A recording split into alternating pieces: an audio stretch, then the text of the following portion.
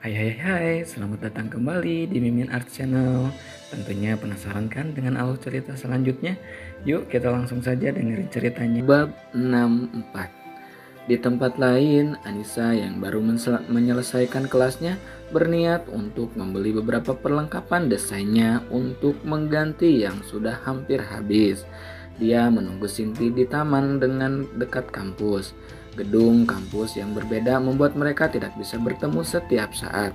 Namun walaupun begitu, mereka masih bisa berangkat ataupun pulang bareng. Udah beres? Tanya Anissa saat melihat Cindy menghampirinya.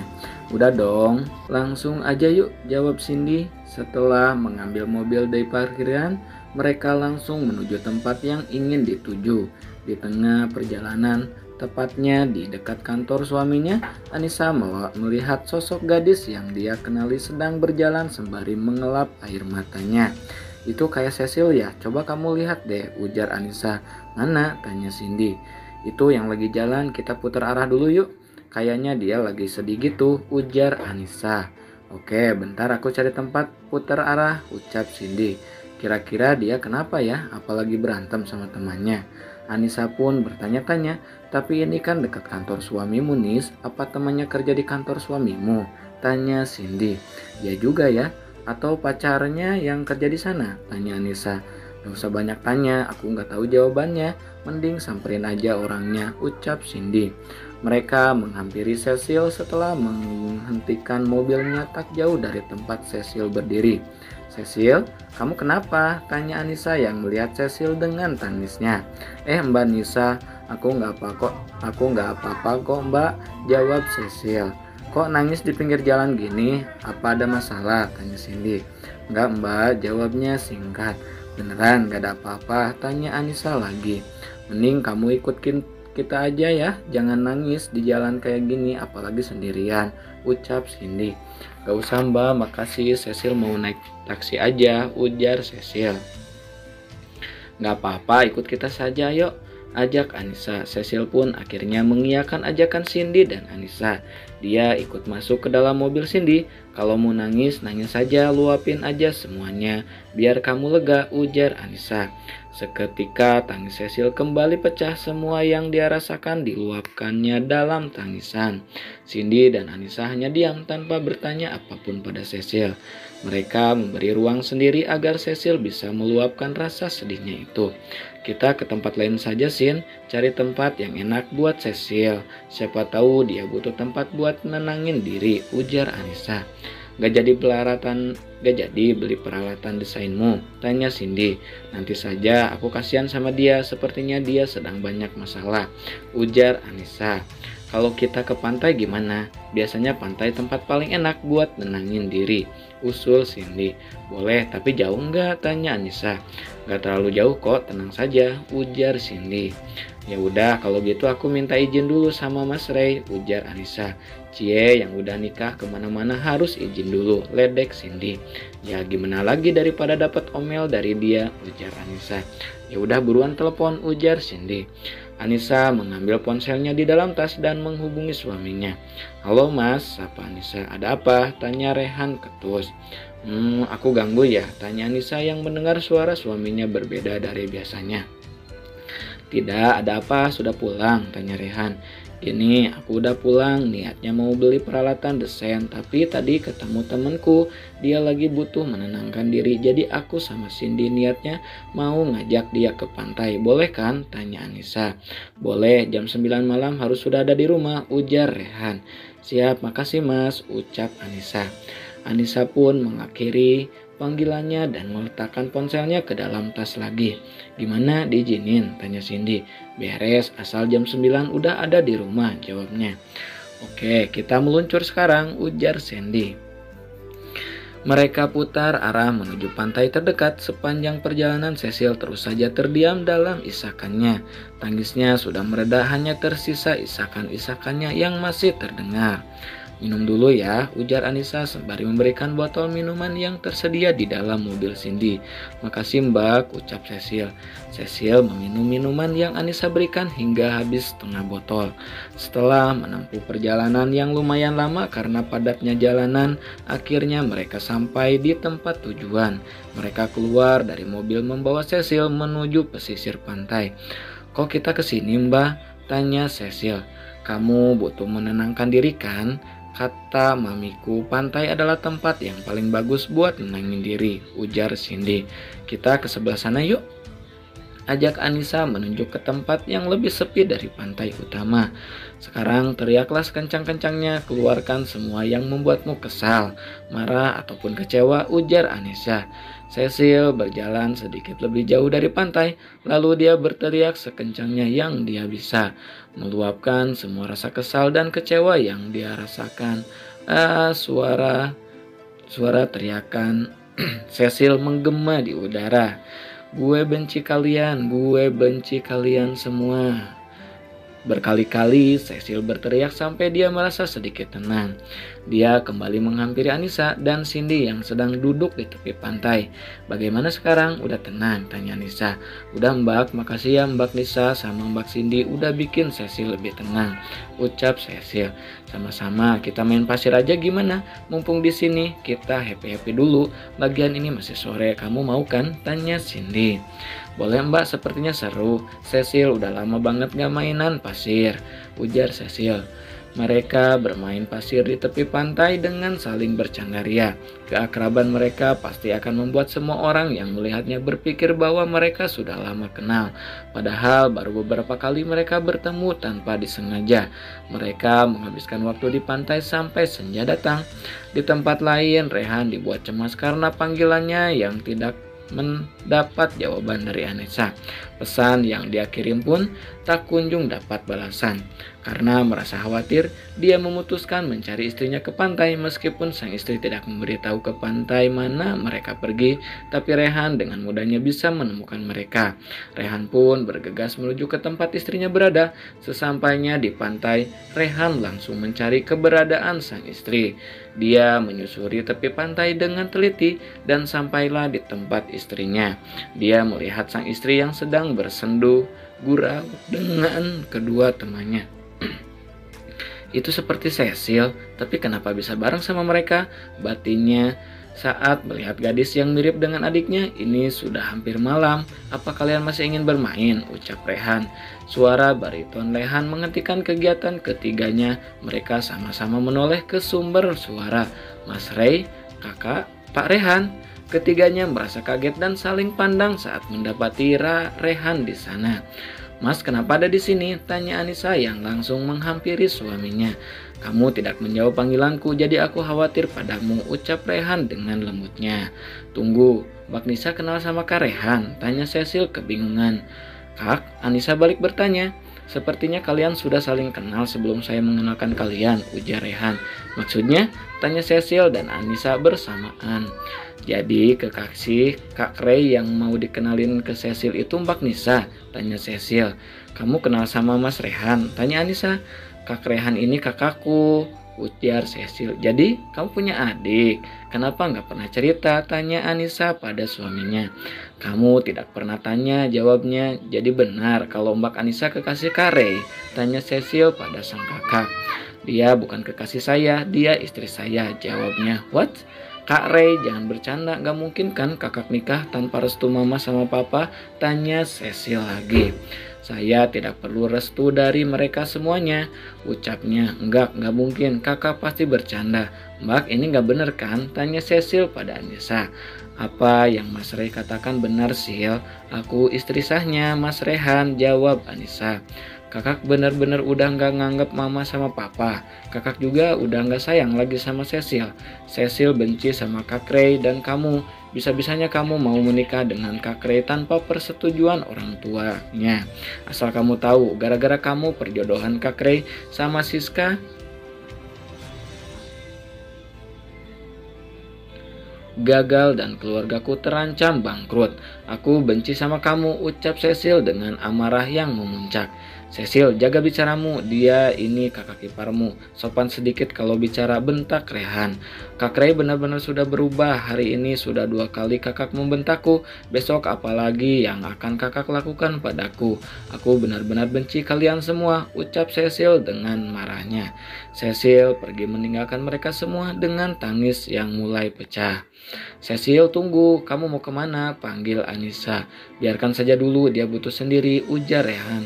Tapi mas, lebih baik kita pulang sekarang, tita Rehan. Tapi aku sama Cindy, ujar Anissa.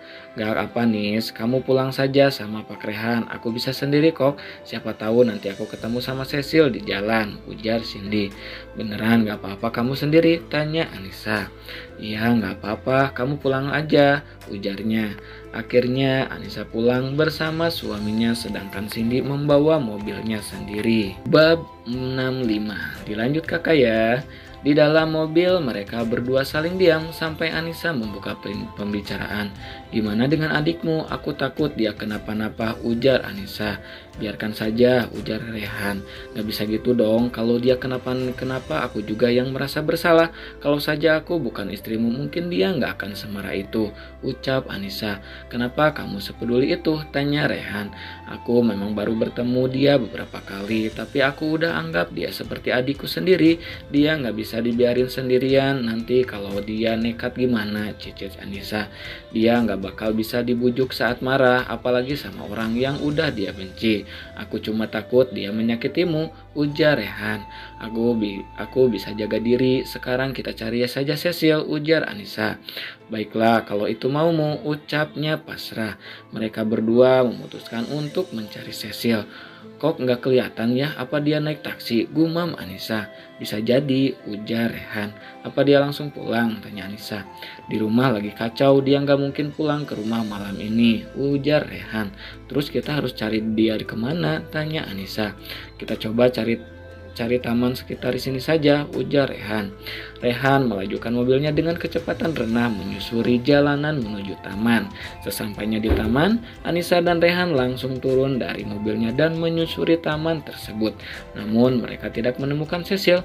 Mereka pun mencari di beberapa taman terdekat dan beberapa penginapan yang mungkin dituju oleh Cecil, namun hasilnya nihil. Mereka tetap tidak bisa menemukan Cecil. Gak ada juga mas, gimana ini? Tanya Anissa. Rehan mulai sedikit berpikir, tempat apa yang kemungkinan dituju oleh adiknya. Sepertinya aku tahu, ayo ikut aku, ucap Rehan. Di mana? Tanya Anissa. Ada satu tempat yang mungkin dia bakal ke sana, ujarnya. Rehan melajukan mobilnya dengan kecepatan tinggi, membuat Anissa sedikit merasa takut. Mas bisa pelanin mobilnya? Enggak, aku takut, cicitnya. Gak bisa, kita harus segera sampai di sana, ujar Rehan. Anissa yang merasa takut langsung memejamkan matanya. Dia tak berani untuk membuka matanya. Rehan tersadar saat menoleh ke arah Anissa yang sedang terpejam. Dia pun segera memelankan laju mobilnya. Kamu kenapa? Tanya Rehan. Aku takut. Rehan mematikan mobilnya di tepi jalan lalu merengkuh tubuh Anissa. Maaf membuatmu ketakutan, ujar Rehan lirih.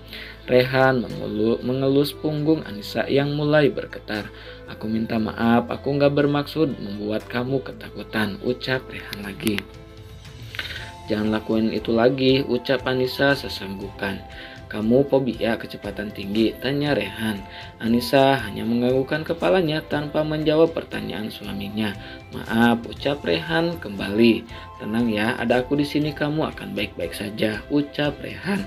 Rehan menghapus air mata Anissa yang jatuh ke pipi. Dia juga mengambil air minum yang tersedia di dalam mobilnya untuk Anissa.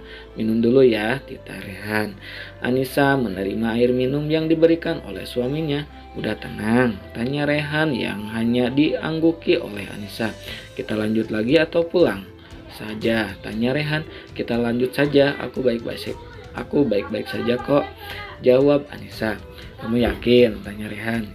Iya, aku gak apa-apa, kita lanjut cari Cecil lagi, jawab Anissa. Ya sudah, kita lanjut lagi, aku janji gak akan ngebut lagi, ujar Rehan. Mereka melanjutkan pencariannya dengan kecepatan sedang membuat Anissa lebih tenang dan nyaman di dalam mobil. "Kita kemana mas?" tanya Anissa. "Ke klub malam," jawab Rehan. "Ke klub? Kamu yakin?" tanya Anissa. "Aku yakin itu," jawab Rehan. Seketika suasana di dalam mobil hening. Rehan menghubungi sang asisten untuk ikut serta mencari keberadaan Cecil. Begitupun Brian yang juga dihubungi untuk ikut serta dalam pencarian ini. 1 jam berlalu, mereka sampai di salah satu klub malam di pusat kota. Rehan, Brian, dan Randy sampai di klub itu secara bersamaan. "Ada apa lagi dengan princessku?" tanya Brian. "Bukan waktu yang tepat untuk pertanyaan itu," ucap Rehan tegas. "Ya baiklah, aku bawa beberapa anggotaku untuk keamanan. Aku juga bawa surat dari kantor untuk berjaga-jaga jika ada yang tidak percaya," ucap Brian. "Bagus, kita masuk ke dalam," tita Rehan. "Kamu bawa istrimu?" tanya Brian saat melihat Anissa keluar dari mobil. "Ya, kenapa?" tanya Rehan. "Lebih baik dia jangan ikut masuk, ini bisa membahayakan dia. Aku takut di dalam banyak pria hidung belang yang akan menggoda istrimu," jelas Brian. "Kamu tunggu saja di dalam mobil," tita Rehan pada sang istri. "Tapi aku mau ketemu Cecil mas," ujar Anissa. "Mbak di mobil aja, biar satu anggotaku di sini menjaga Mbak Nisa," ujar Brian. "Masuk mobil, jangan pernah keluar apapun yang terjadi," ujar Rehan. "Tapi," ucapnya, "jangan membantah," ucap Rehan tegas. Anissa menurut, dia masuk ke dalam mobil seperti perintah suaminya. 1 polisi menjaga Anissa di luar mobil. Sementara itu Rehan, Randy, dan Brian beserta anggotanya masuk ke dalam klub itu. "Kita pencarian saja. Klub ini terlalu ramai, akan sulit untuk menemukannya," ujar Brian. Mereka berpencar menjadi 2 bagian, Rehan bersama sang asisten, sedangkan Brian bersama anggotanya. Mereka menyusuri klub yang ramai dan luas itu dengan cermat. "Itu Cecil, ayo kita ke sana," ucap Rehan pada Randy saat melihat Cecil yang sudah terlihat mabuk. "Cecil," panggil Rehan. Namun Cecil mengabaikan panggilan kakaknya. Dia terus minum minuman yang ada di botol dengan rakusnya. Pria di samping Cecil yang melihat Rehan sedang menghampiri Cecil langsung memasang badan agar Rehan tidak mendekat. "Siapa kamu? Jangan ganggu kami," ujar pria itu. "Harusnya saya yang bertanya, siapa kamu? Mengapa kamu bersama Nona Cecil?" tanya Randy. "Kamu tidak perlu tahu siapa saya. Yang jelas wanita ini sudah berjanji akan bersenang-senang denganku malam ini," ucap pria itu dengan sinis. "Kurang ajar," ucap Rehan. Rehan langsung meninju pria itu, namun dengan sigap pria itu langsung menghindar. "Ini wilayah saya. Kalau kamu tidak mau mati di sini, lebih baik keluar dari sini sekarang juga," tegas pria itu. "Saya tidak peduli, lepaskan Cecil sekarang juga," tegas Rehan. Cecil yang sudah mabuk membuat dia tidak melakukan penolakan saat salah satu pria yang ada di sana memegang tubuhnya. "Kurang ajar," teriak Rehan. Perkelahian pun tidak bisa dihindari antara Rehan dan pria itu. Begitu pula dengan Randy yang mendapat serangan dari teman pria itu. Perkelahian itu membuat suasana klub menjadi ricuh. Di sisi lain, Brian yang mendengar kericuhan itu langsung menghampirinya. "Rehan," gumamnya. "Berhenti semua," teriak Brian yang langsung mengangkat pistolnya ke atas. "Saya polisi, hentikan perkelahian kalian dan lepaskan wanita itu," tita Brian. "Heh, tidak usah ikut campur dengan urusan saya dan jangan berani-beraninya menipu saya dengan kata polisi," ucap pria itu. "Bawa wanita itu ke mobilku," titah pria itu pada temannya. "Berani maju 1 langkah saja, peluru yang ada di pistol ini akan mendarat di kepalamu," tegas Brian. Banyak bacot kalian," ucap seorang teman dari pria itu. Salah satu teman sang pria ingin memukulnya. Brian langsung menembakkan pistol ke arah atas, membuat semua pelanggan yang ada di sana menjerit ketakutan. Sebagian dari mereka ada yang berhamburan keluar dan sebagian lagi ada yang memilih berlindung di bawah meja. Perkelahian pun terjadi lagi. Tim Rehan yang kalah jumlah membuat mereka kalah juga dalam perkelahian itu. Rehan dan kawan-kawannya terkulai lemas di bawah kungkungan para pria yang menghajarnya. Anissa yang sedang panik semakin panik saat melihat banyak orang yang berhamburan keluar dengan ketakutan. Dia langsung keluar dari mobil itu dan ingin masuk ke dalam. "Mana? Jangan keluar dari mobil," ujar sang polisi yang menjaga. "Aku mau menemui suamiku," ucap Anissa. "Tolong tetap di dalam mobil Nyonya, di dalam sangat berbahaya," ujar sang polisi. "Tapi Pak, gimana dengan suami dan adikku?" tanya Anissa. "Nyonya tenang saja, mereka akan baik-baik saja di dalam," ujar sang polisi meyakinkan. Namun Anissa tidak menghiraukan kata-kata polisi itu. Dia nekat masuk ke dalam saat orang-orang berhamburan keluar. Mas Rey, panggil Anissa. Mas Rehan, panggilnya lagi. Mas, ada apa ini? Kenapa kamu babak belur seperti ini? Siapa mereka? Lepasin suamiku, ucap Anissa saat melihat tubuh Rehan yang babak belur dan dengan tangan yang diikat dan dipegang oleh seorang pria. Anissa, ngapain kamu di sini? Tanya Rehan kaget. Aku keluar sekarang juga, tita Rehan. Tapi mas, ucapan Anissa terhenti saat sebuah tangan kekar memegang kedua tangannya dari belakang dan menodongkan sebuah pisau. Lepasin, apa-apaan ini? Teriak Anissa. Lepaskan dia, jangan berani-beraninya menyentuh istriku, teriak Rehan. Bagus sekali, ternyata wanita itu istrimu. Saya akan menjadikan dia sebagai bayaran atas kematian adikku. Suara itu terdengar dari arah ruang PIV. Terlihat sosok pria tinggi dengan tubuh yang tegap dan berkulit hitam keluar dari ruangan itu. Gibran, gumam Rehan. Ya, yang keluar dari ruang PIV itu adalah Gibran, salah satu kakak lelaki Sela yang juga sangat membenci Rehan. Selamat malam Tuan Rehan yang terhormat, saya Gibran. Kurang ajar, ternyata ini semua akal-akalanmu, ucap Rehan dengan geram. Memangnya kenapa lama kita tidak berjumpa? Seharusnya aku menyambutmu dengan suasana yang lebih dari ini, ujar Gibran. Lepaskan adik dan istriku, teriak Rehan. Tidak semudah itu Rehan, nyawa harus dibayar dengan nyawa, ujar Gibran. Dengar, saya tidak pernah berniat untuk menyakiti Sela, apalagi membunuh dia. Dia sendiri yang bunuh diri, ucap Rehan. Kamu pikir saya akan percaya? Semua bukti menunjukkan bahwa kamulah pembunuhnya, ujar Gibran. Sekarang kamu tinggal pilih saja siapa yang akan kamu bebaskan di antara mereka, ujar Gibran lagi. Saya tidak akan memberikan mereka padamu, saya tidak pernah membunuh dan saya tidak pernah menyakiti Sela, ucap Rehan.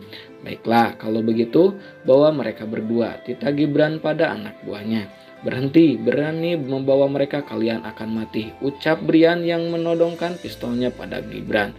Wow, itu Brian, polisi muda yang sangat disegani karena jabatannya ternyata ada di sini juga, ucap Gibran dengan tepuk tangan.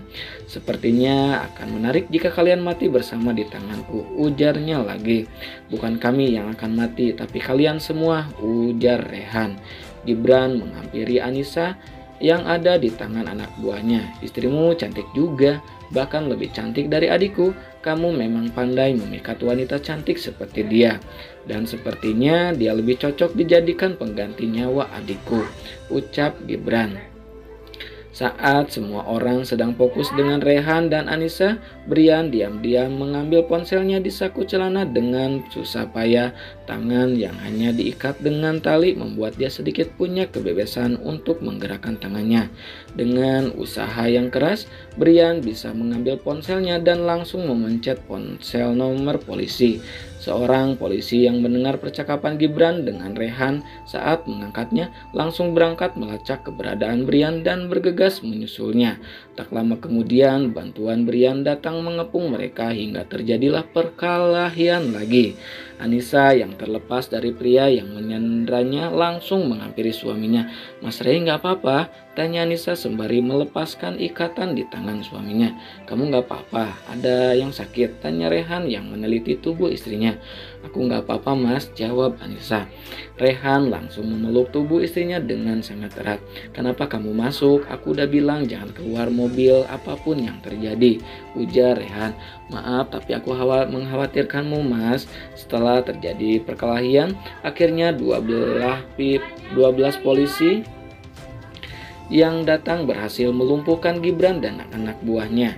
Polisi itu membawa mereka ke kantor polisi. Makasih atas bantuannya, ucap Rehan pada Brian dan polisi lainnya. Sama-sama, ini sudah jadi kewajibanku, jawab Brian. Kamu mau bawa princess kemana setelah ini? Sepertinya dia mabuk berat, ujar Brian. Akan saya bawa ke rumah pribadi saya. Kamu bisa datang besok pagi jika ingin menjenguknya. Ucap Rehan. Baiklah, kirimkan saja alamatnya. Aku akan ke sana sesuai tugas. Tolong jaga princess baik-baik. Ucap Brian. Dia adikku, tidak mungkin aku menyakitinya. Ucap Rehan.